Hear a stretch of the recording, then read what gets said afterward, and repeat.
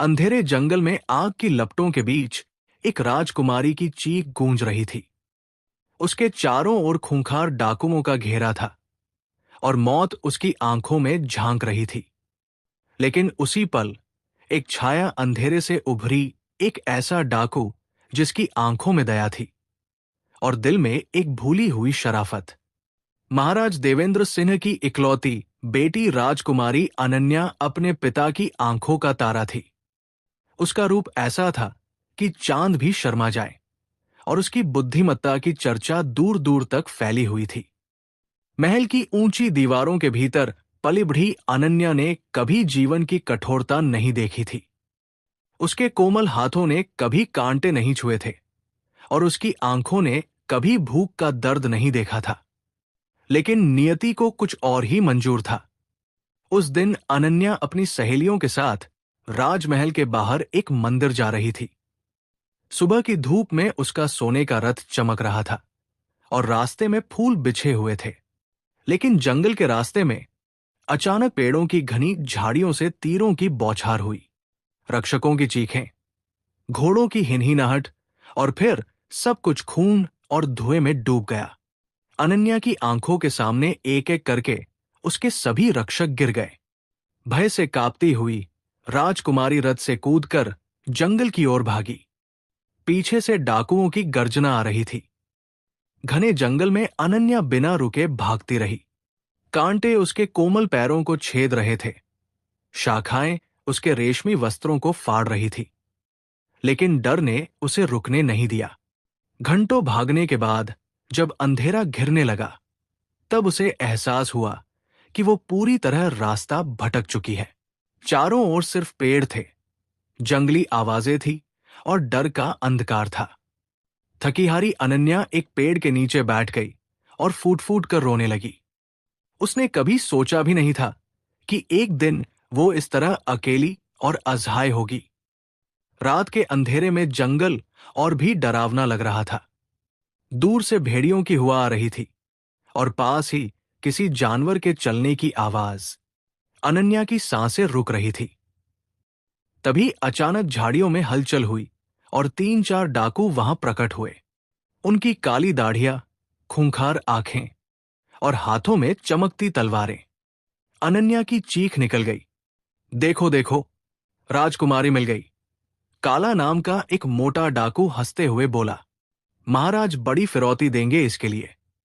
फिरौती से पहले तो थोड़ा मजा ले लेते हैं, शेर सिंह नाम के दूसरे डाकू ने गंदी मुस्कान के साथ कहा और अनन्या की ओर बढ़ा। अनन्या पीछे हटती गई, लेकिन उसकी पीठ पेड़ के तने से लग गई। डाकू और करीब आया। उसकी सांसों से शराब की दुर्गंध आ रही थी। अनन्या ने आंखें बंद कर ली और भगवान को पुकारा। लेकिन तभी एक तेज आवाज गूंजी, रुक जाओ। सभी ने मुड़कर देखा। अंधेरे में से एक लंबा सा आदमी बाहर आया। उसके चेहरे पर काला कपड़ा बंधा हुआ था, लेकिन उसकी आंखें तेज और तीखी थी। उसके हाथ में एक लंबी तलवार थी जो चांदनी में चमक रही थी। वीर, तू यहां क्या कर रहा है? काला ने गुस्से से पूछा। ये हमारा शिकार है, ये औरत है, शिकार नहीं, वीर ने ठंडी आवाज में कहा। और हम डाकू हैं, राक्षस नहीं। तू हमें सिखाएगा कि डाकू कैसे बनते हैं? शेर सिंह गुर्राया। तू भूल गया कि किसकी टोली में है? भागवान सरदार के आदेश के खिलाफ जाएगा तो गर्दन उड़ जाएगी तेरी। वीर ने अपनी तलवार उठाई। भागवान सरदार ने कहा था कि औरतों और बच्चों पर हाथ नहीं उठाना। ये उन्हीं के नियम के खिलाफ है। तीसरा डाकू जग्गा हंसा। सरदार को तो हम संभाल लेंगे, पहले तू रास्ते से हट। नहीं, वीर ने दृढ़ता से कहा और अनन्या के सामने आकर खड़ा हो गया। शेर सिंह ने अपनी तलवार निकाली। तो मरने को तैयार है? एक रंडी के लिए अपनी जान देगा? वीर की आंखों में आग भड़क उठी। अगले ही पल उसकी तलवार हवा में घूमी और शेर सिंह की तलवार उसके हाथ से छिटक कर दूर जा गिरी। वीर इतनी तेजी से लड़ा कि तीनों डाकू समझ ही नहीं पाए कि क्या हुआ। काला जमीन पर गिर गया, उसके कंधे से खून बह रहा था। जग्गा भागने लगा और शेर सिंह जमीन पर बैठकर अपने हाथ पर पट्टी बांधने लगा। भाग जाओ यहां से, वीर ने गरज कर कहा, और सरदार से कह देना कि वीर ने तुम्हें भगाया है। अगर किसी को आपत्ति है तो सामने आए। तीनों डाकू लड़खड़ाते हुए वहां से भाग गए। जंगल में फिर से सन्नाटा छा गया।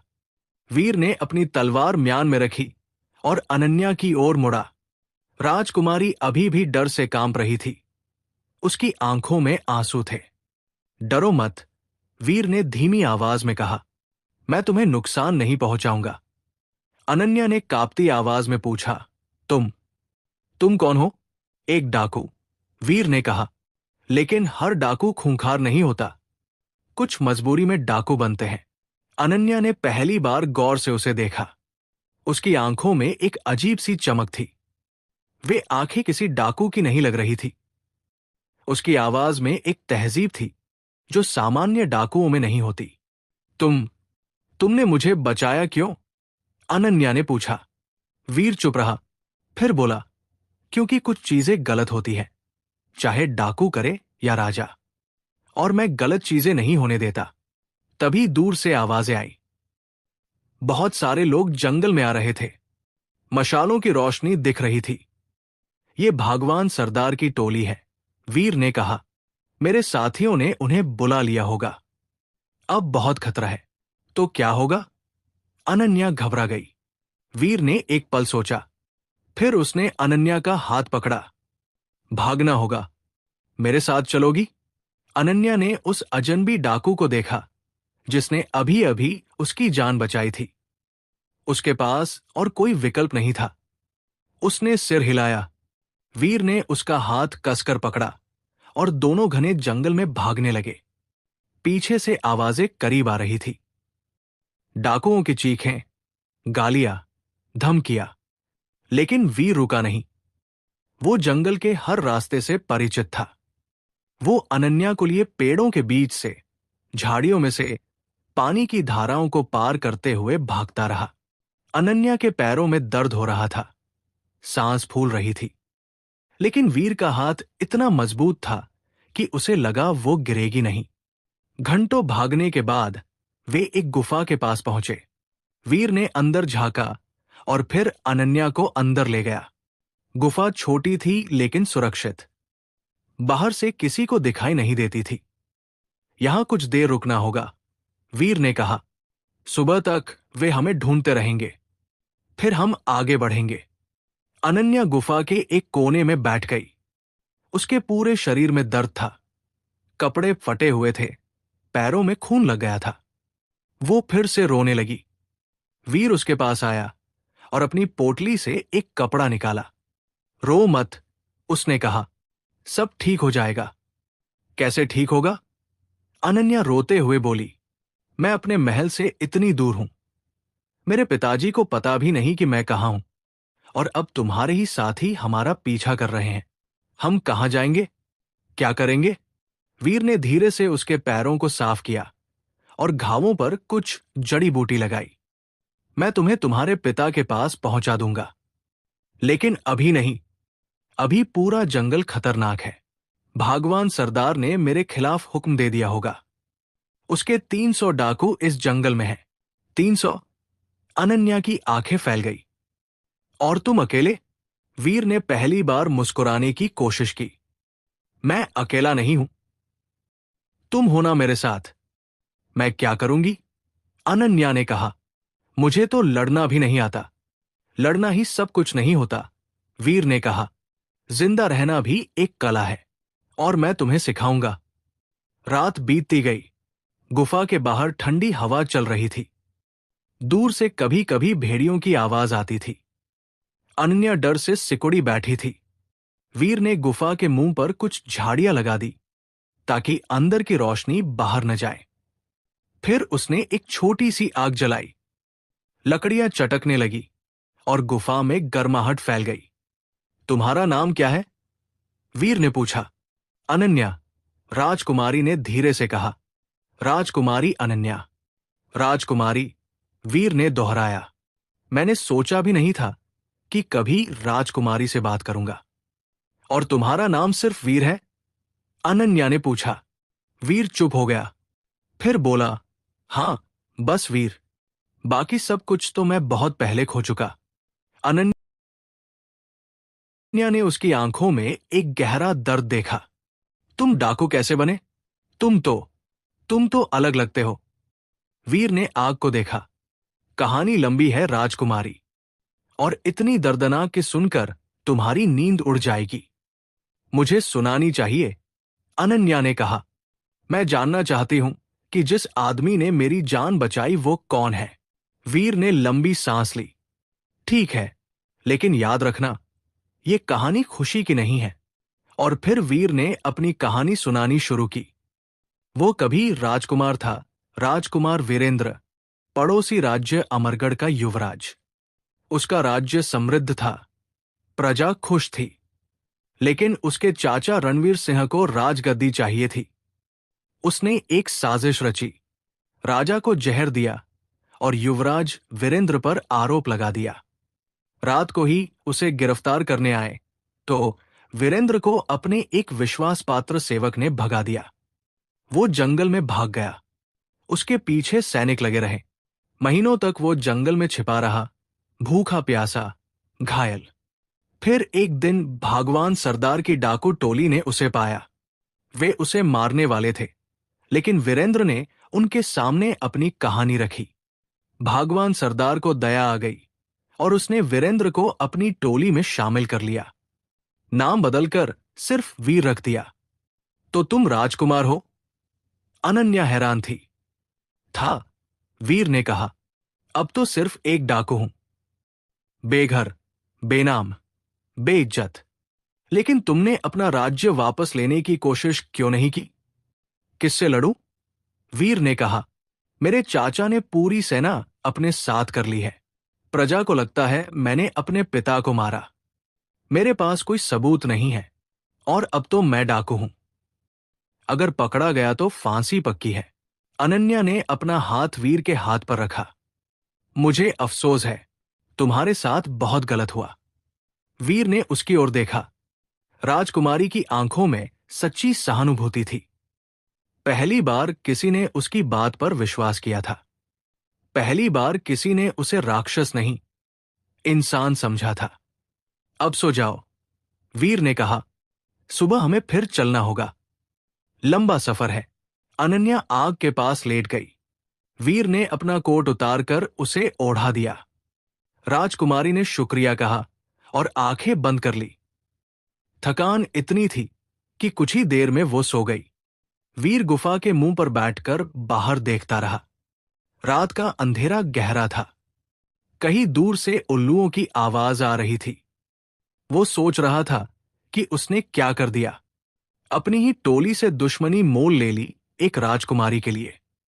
लेकिन जब उसने अनन्या की डरी हुई आंखें देखी थी तो उसे अपने उसी पल की याद आ गई जब वो खुद डरा हुआ और असहाय था। वो किसी और को उसी दर्द से नहीं गुजरने दे सकता था।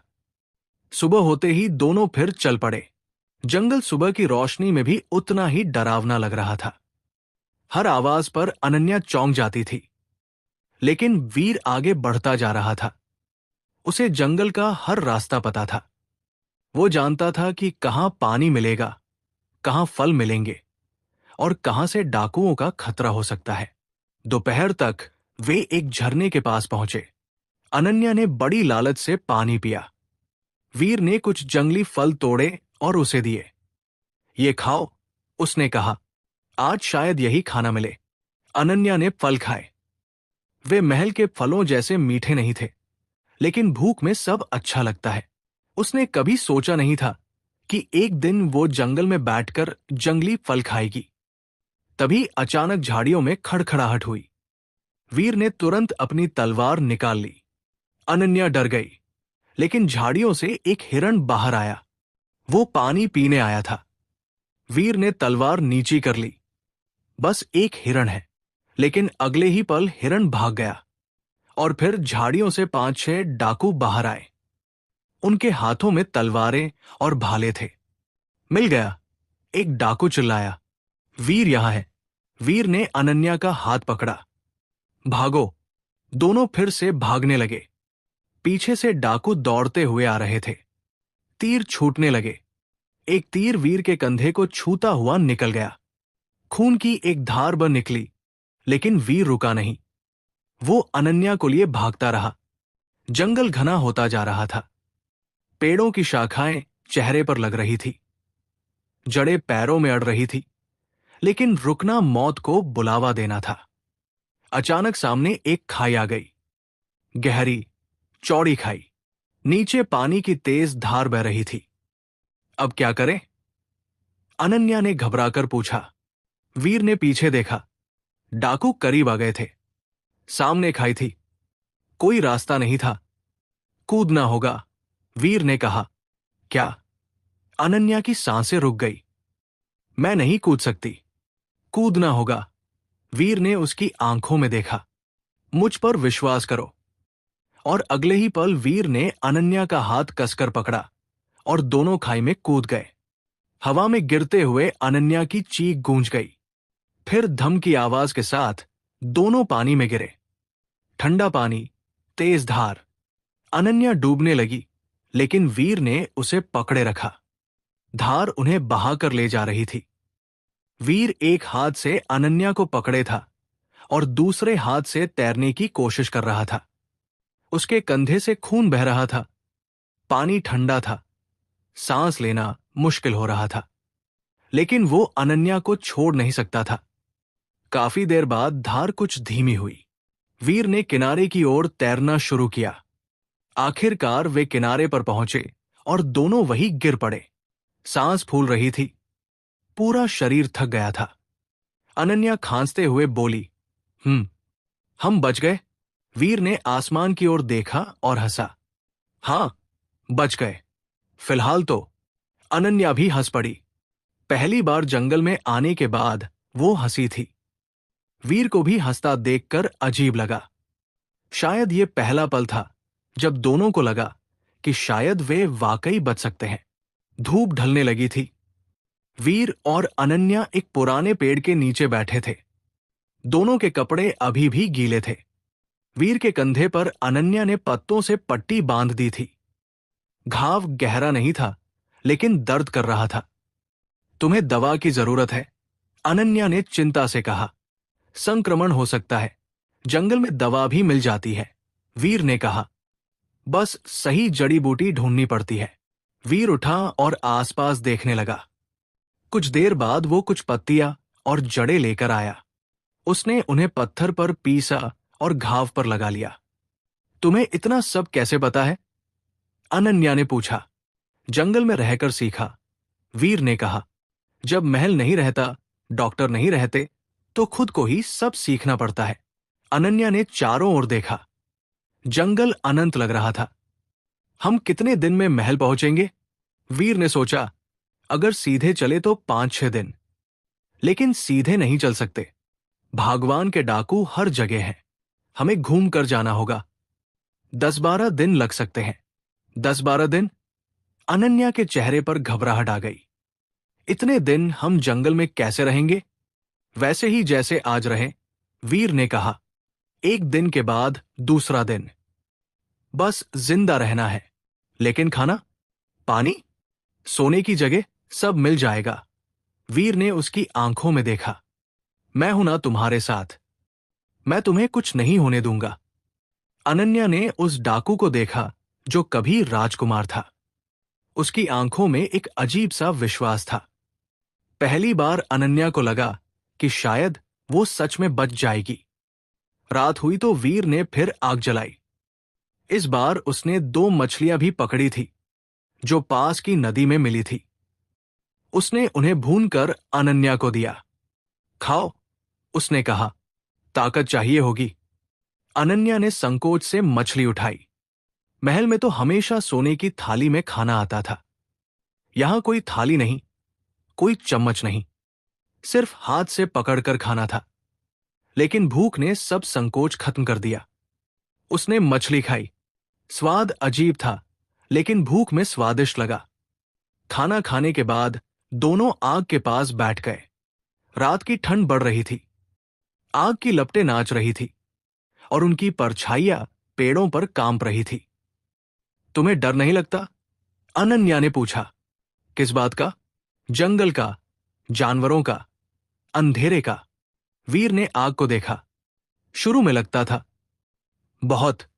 लेकिन फिर समझ आया कि जंगल के जानवर उतने खतरनाक नहीं जितने महल के। जानवर सिर्फ भूख लगने पर हमला करते हैं। इंसान लालच, नफरत, ईर्ष्या के लिए मारते हैं। अनन्या को उसकी बात समझ आई।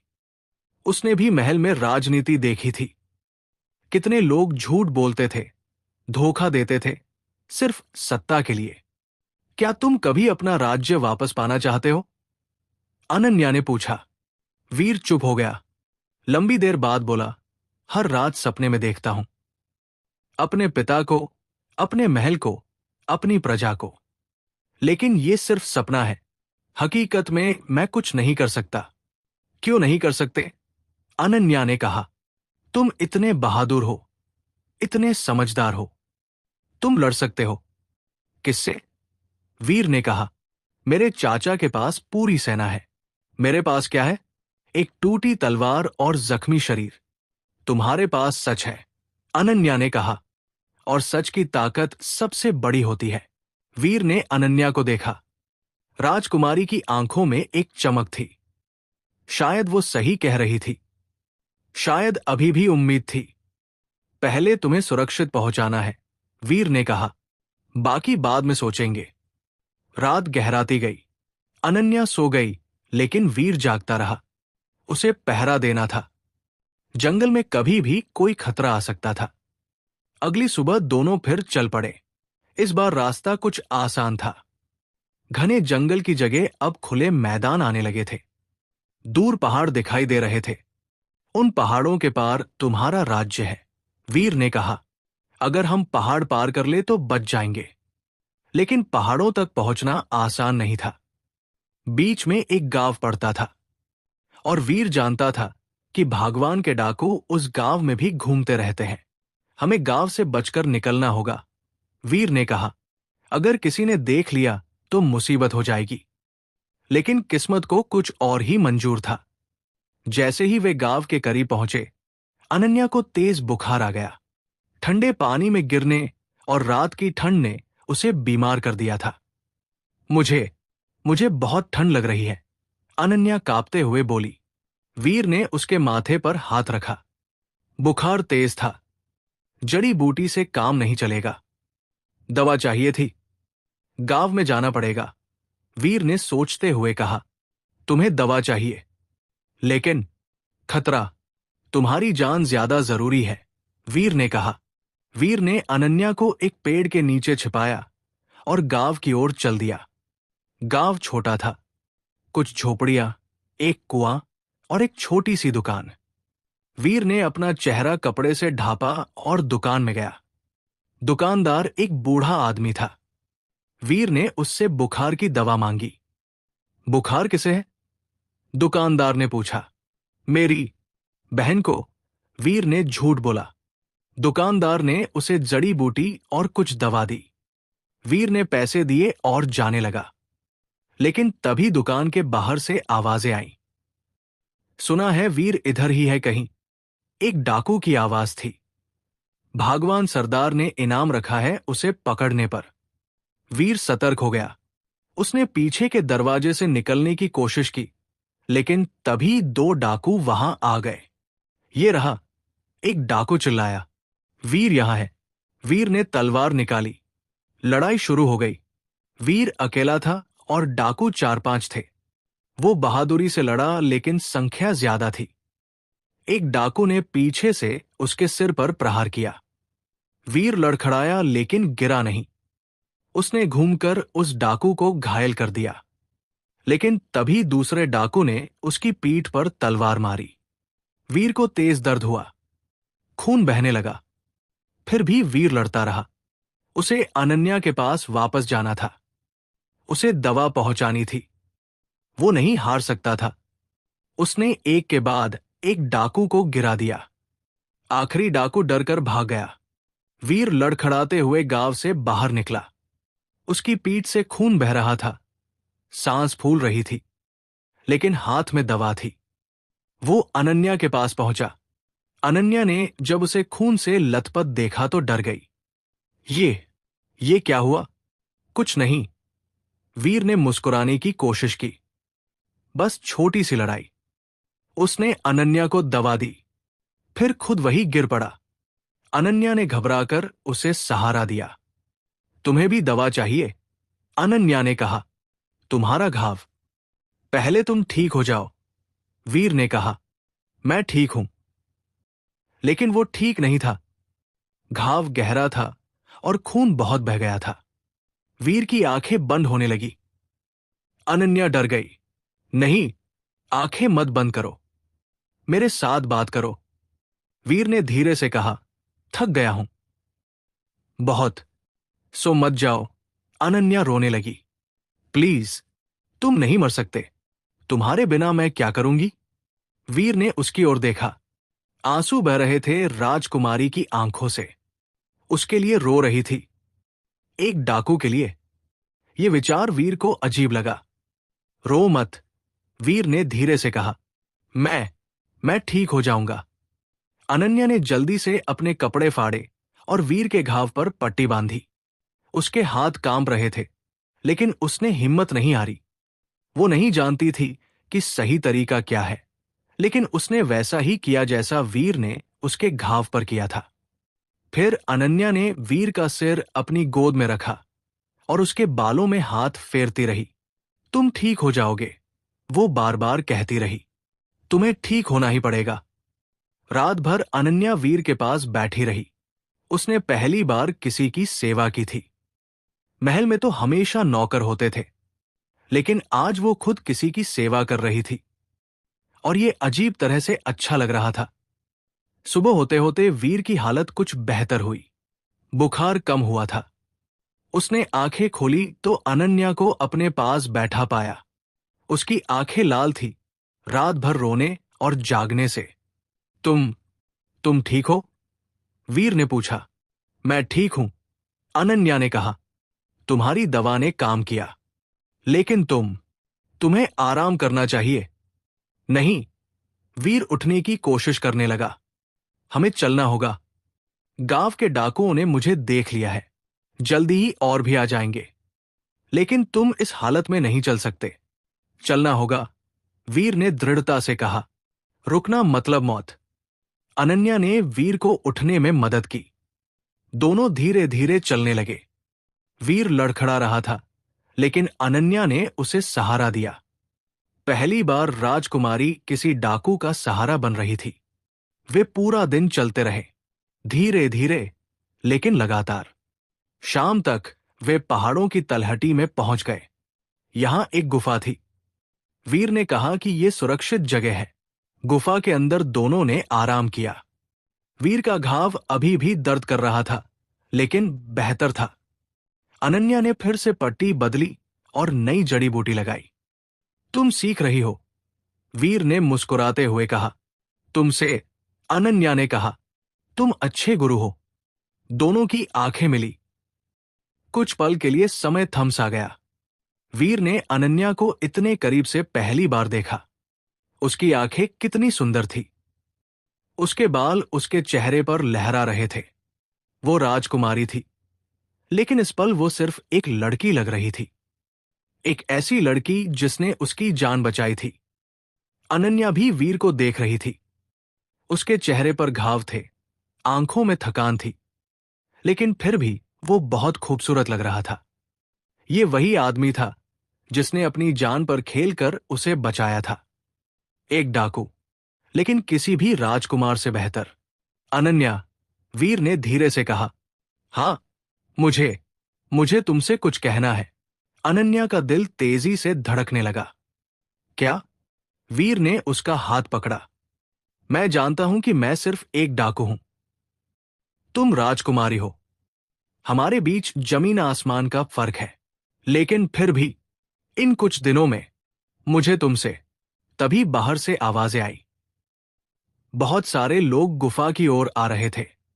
वीर ने झटके से हाथ छोड़ दिया और तलवार उठा ली। वे आ गए, वीर ने कहा। भगवान के डाकू, गुफा के बाहर 10-12 डाकू खड़े थे और उनके बीच में खड़ा था भागवान सरदार, एक विशालकाय आदमी जिसकी दाढ़ी घुटनों तक थी और आंखें आग की तरह जल रही थी। वीर, भागवान की गर्जना गुफा में गूंजी। बाहर आ, तूने मेरे साथ विश्वासघात किया है। वीर गुफा से बाहर आया। अनन्या, मैंने कोई विश्वासघात नहीं किया, वीर ने कहा। मैंने सिर्फ एक औरत को बचाया।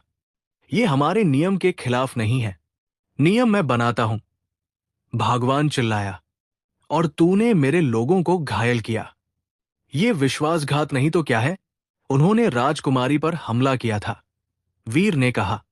मैंने सिर्फ उसे बचाया। भागवान ने अनन्या को देखा। राजकुमारी? अच्छा, तो इसी के लिए तूने सब कुछ दांव पर लगा दिया? एक औरत के लिए? ये सिर्फ औरत नहीं है, वीर ने कहा। ये इंसान है और इंसान को बचाना गलत नहीं है। भागवान हंसा। तू बहुत बदल गया है वीर। राजकुमार वीरेंद्र अब डाकू बन गया, लेकिन दिल अभी भी राजकुमार वाला है। ये जंगल में नहीं चलता। वीर ने अपनी तलवार उठाई। मुझे लड़ना पड़े तो मैं लड़ूंगा, लेकिन राजकुमारी को मैं नहीं जाने दूंगा। तू अकेला है, भागवान ने कहा। हम 12 हैं। जीत नहीं सकता। जीत हार की परवाह नहीं, वीर ने कहा। सही काम करने की परवाह है। भागवान ने अपना भाला उठाया। तो मर जा।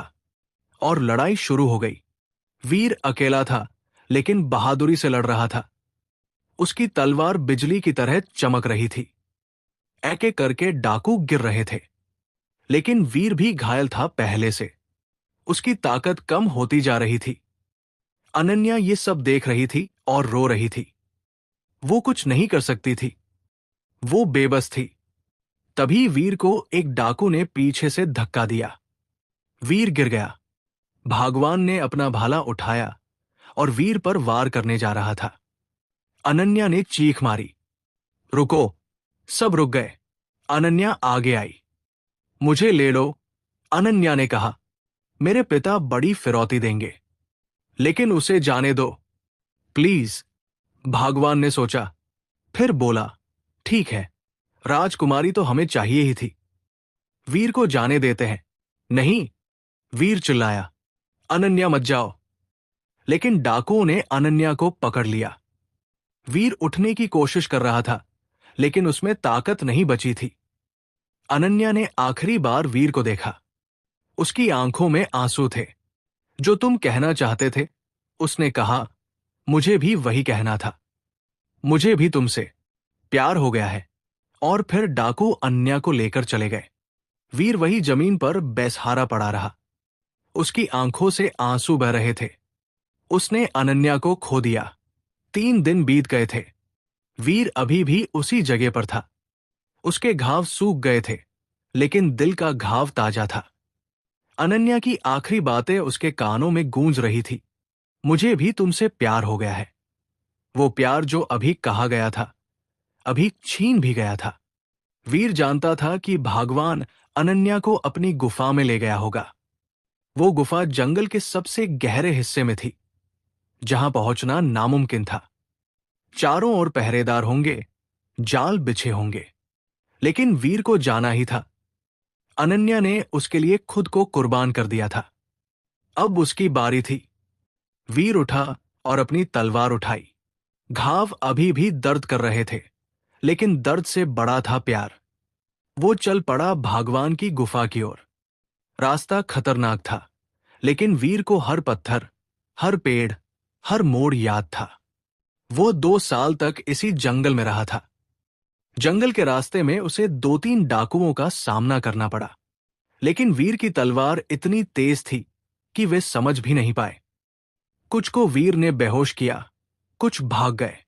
वीर को सिर्फ एक ही मकसद था, अनन्या तक पहुंचना। दूसरी रात वीर भगवान की गुफा के पास पहुंच गया। गुफा के बाहर 10-12 पहरेदार खड़े थे। अंदर जाना असंभव लग रहा था, लेकिन वीर ने एक योजना बनाई। उसने पत्थर उठाए और दूर फेंके। आवाज सुनकर कुछ पहरेदार उस ओर दौड़े। वीर चुपचाप दूसरी तरफ से गुफा में घुस गया। गुफा के अंदर अंधेरा था। मशालें जल रही थी और उनकी रोशनी में परछाइयां डरावनी लग रही थी। वीर धीरे धीरे आगे बढ़ा। उसे पता था कि अनन्या को गुफा के सबसे अंदर वाले हिस्से में रखा गया होगा। तभी उसे एक आवाज सुनाई दी। अनन्या की आवाज। मैं तुम्हें कुछ नहीं बताऊंगी। अनन्या की आवाज कमजोर लग रही थी, लेकिन दृढ़ थी। मेरे पिता तुम्हें कुछ नहीं देंगे। फिर भगवान की गर्जना गूंजी। राजकुमारी, तुम समझती नहीं हो। हम डाकू हैं। हम वो सब कुछ कर सकते हैं जो तुम सोच भी नहीं सकती।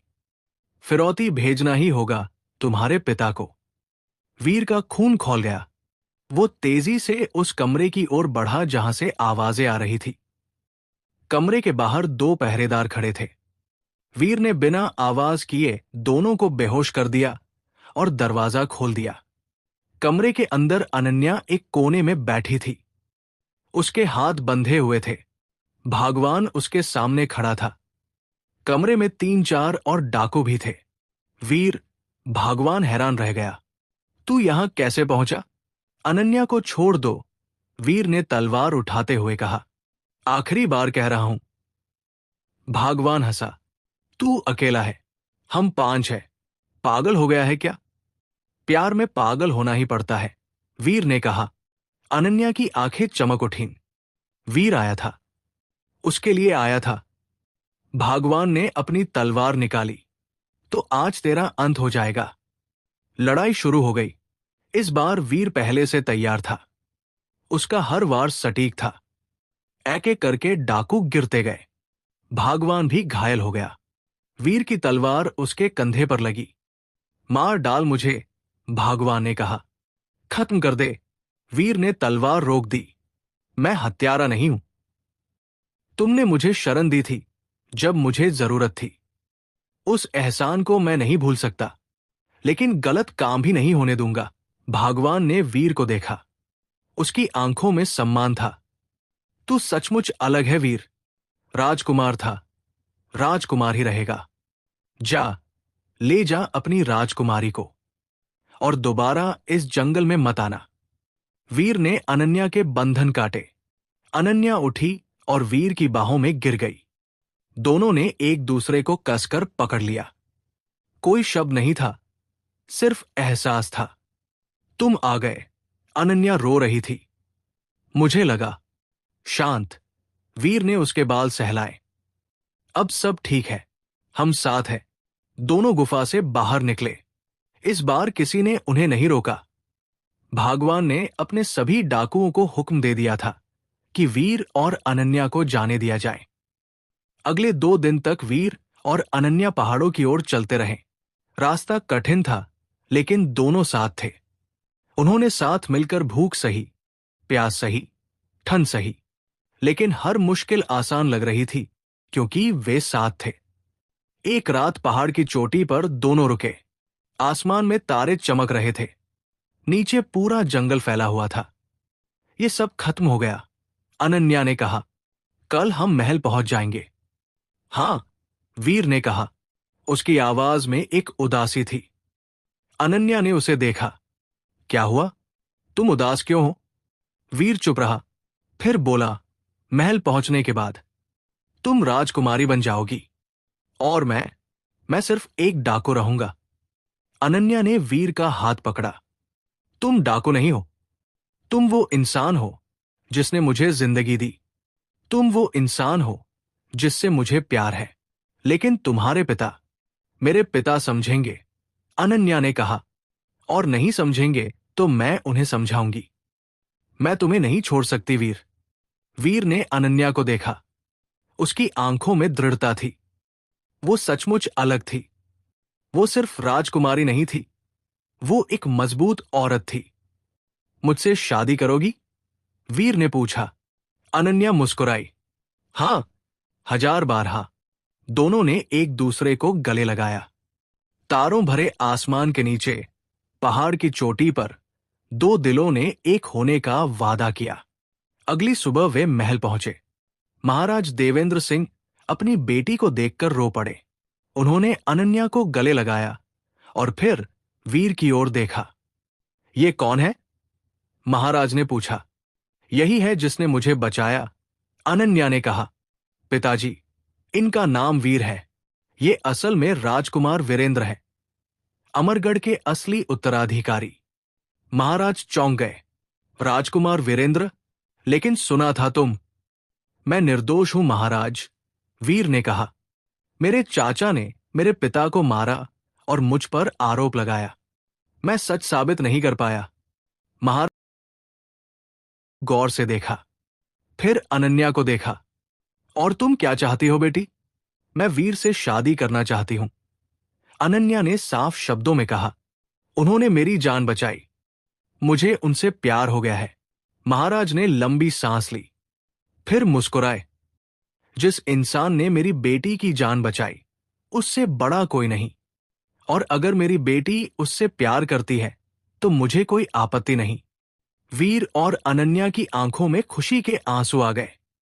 लेकिन महाराज ने कहा, पहले हमें तुम्हारा राज्य वापस दिलाना होगा। तुम निर्दोष हो ये साबित करना होगा। मैं आपकी मदद करूंगा, महाराज ने कहा। हम अमरगढ़ जाएंगे और सच्चाई उजागर करेंगे। अगले महीने तैयारी हुई। महाराज देवेंद्र सिंह ने अपनी सेना के साथ अमरगढ़ का रुख किया। वीर भी साथ था। अनन्या भी जाना चाहती थी, लेकिन महाराज ने मना कर दिया। अमरगढ़ पहुंचकर महाराज ने रणवीर सिंह से मुलाकात की। उन्होंने कहा कि उन्हें राजकुमार वीरेंद्र के बारे में सच जानना है। रणवीर घबरा गया। महाराज देवेंद्र सिंह बहुत ताकतवर राजा थे। उनसे दुश्मनी मोल लेना खतरनाक था। महाराज ने पूरे दरबार में सबूत पेश किए। उन्होंने पिछले राजा के सेवक को बुलाया, जो अब बूढ़ा हो गया था। उस सेवक ने सच बताया कि उसने रणवीर को राजा को जहर देते देखा था, लेकिन डर से चुप रहा था। सच सामने आ गया। रणवीर सिंह को गिरफ्तार कर लिया गया। पूरी प्रजा को पता चल गया कि राजकुमार वीरेंद्र निर्दोष थे। लोग वीर को देखकर खुश हो गए। उन्होंने अपने असली राजकुमार का स्वागत किया। वीर को उसका राज्य वापस मिल गया। वो फिर से राजकुमार वीरेंद्र बन गया। लेकिन वो वही इंसान था, दयालु, ईमानदार, बहादुर। कुछ दिनों बाद वीरेंद्र और अनन्या की शादी हुई। पूरे राज्य में जश्न मनाया गया। दोनों राज्यों के लोग खुश थे। एक ऐसी प्रेम कहानी जो जंगल में शुरू हुई थी, महल में पूरी हुई। शादी के बाद अनन्या अमरगढ़ की रानी बन गई। वीरेंद्र राजा बने। दोनों ने मिलकर राज्य की सेवा की। उन्होंने प्रजा का ख्याल रखा, गरीबों की मदद की, न्याय दिया। लेकिन समय के साथ एक बदलाव आने लगा। अनन्या जो पहले बहुत सरल और दयालु थी, अब बदलने लगी थी। महल के ऐशो आराम में रहते रहते वो अपनी जड़ें भूलने लगी। जब भी कोई गरीब या जंगल में रहने वाला महल में आता, अनन्या उसे जंगली कहने लगी। एक दिन एक गरीब औरत महल में मदद मांगने आई। उसके कपड़े फटे हुए थे, बाल बिखरे हुए थे। अनन्या ने उसे देखा और नाक भौं सिकोड़ ली। इन जंगलियों को महल में क्यों आने दिया? अनन्या ने सेवकों से कहा, इन्हें बाहर निकालो। वीरेंद्र वही खड़ा था। उसने ये सब सुना। उसका दिल टूट गया। ये वही अनन्या थी जिसने जंगल में उसके साथ दिन बिताए थे, जिसने जंगली फल खाए थे, जमीन पर सोई थी। उस रात वीरेंद्र ने अनन्या से बात की। तुमने उस औरत को जंगली क्यों कहा? वीरेंद्र ने पूछा। क्योंकि वह थी, अनन्या ने बेपरवाही से कहा। देखा नहीं कैसी लग रही थी? अनन्या, वीरेंद्र ने उसका हाथ पकड़ा। क्या तुम्हें याद नहीं? जंगल में तुम भी ऐसी ही लग रही थी। फटे कपड़े, बिखरे बाल। क्या तुम भी जंगली थी? अनन्या चुप हो गई। और मैं? वीरेंद्र ने कहा, मैं डाकू था। क्या मैं भी जंगली था? अनन्या की आंखों में आंसू आ गए। नहीं, मेरा मतलब। तुम्हारा मतलब क्या था? वीरेंद्र ने कहा, अनन्या, जंगल ने हमें मिलाया था। उन जंगली दिनों ने हमें सिखाया कि इंसान कपड़ों से नहीं, दिल से बड़ा होता है। और आज तुम वही भूल रही हो? अनन्या रोने लगी। मुझसे गलती हो गई। मैं नहीं जानती कब मैं इतनी बदल गई। वीरेंद्र ने उसे गले लगाया। महल में रहकर अपनी जड़ें नहीं भूलनी चाहिए। हम राजा रानी हैं, लेकिन पहले इंसान हैं, और हर इंसान बराबर है, चाहे वो महल में रहे या जंगल में। अनन्या ने सिर हिलाया। तुम सही कह रहे हो, मुझे माफ कर दो। अगले दिन अनन्या ने उस गरीब औरत को बुलाया और उससे माफी मांगी। उसने उसकी मदद की, और उस दिन से अनन्या ने फैसला किया कि वह कभी किसी को उसकी हालत से नहीं आकेगी। वीरेंद्र और अनन्या ने साथ मिलकर राज्य में बदलाव लाए। उन्होंने गरीबों के लिए घर बनवाए, जंगल में रहने वालों के लिए स्कूल खोले, हर किसी को बराबर का सम्मान दिया। धीरे धीरे अमरगढ़ सबसे खुशहाल राज्य बन गया। साल बीतते गए। वीरेंद्र और अनन्या के 3 बच्चे हुए। उन्होंने अपने बच्चों को भी वही सिखाया जो उन्होंने जंगल में सीखा था: दया, साहस और इंसानियत। कभी कभी वीरेंद्र और अनन्या उस पहाड़ पर जाते जहां उन्होंने पहली बार एक दूसरे से प्यार का इजहार किया था।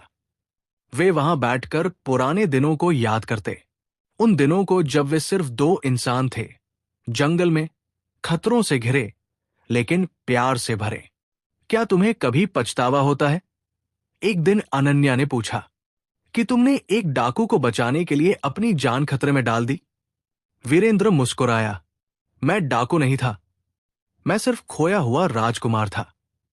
और तुमने मुझे सिर्फ बचाया नहीं, तुमने मुझे जिंदगी दी, प्यार दिया, खुद दिया। और तुम्हें? वीरेंद्र ने पूछा। पछतावा है कि तुमने एक राजकुमारी का जीवन छोड़कर जंगल में भटकना स्वीकार किया? अनन्या ने उसका हाथ पकड़ा। वो जंगल ही था जहां मैंने असली जिंदगी देखी। वो जंगल ही था जहां मैंने सीखा कि इंसान होना क्या होता है। और सबसे बड़ी बात, वो जंगल ही था जहां मुझे तुम मिले। दोनों ने एक दूसरे को देखा और मुस्कुराए। उनकी कहानी खत्म नहीं हुई थी। ये तो बस शुरुआत थी। एक ऐसी शुरुआत जो जंगल की आग में जन्मी थी और महल के सिंहासन पर फली फूली थी। सूरज ढल रहा था। आसमान नारंगी और गुलाबी रंगों से रंग गया था। वीरेंद्र और अनन्या वहीं बैठे थे, हाथों में हाथ डाले, आसमान को देखते हुए। 2 दिल, एक प्यार और एक कहानी जो हमेशा के लिए अमर हो गई थी। एक ऐसी कहानी जो बताती थी कि प्यार किसी भी सीमा को तोड़ सकता है, किसी भी मुसीबत को पार कर सकता है, और सबसे जरूरी, प्यार इंसान को बदल सकता है, बेहतर इंसान बना सकता है। और यही था राजकुमारी अनन्या और राजकुमार वीरेंद्र की कहानी का अंत। एक खूबसूरत अंत जो असल में एक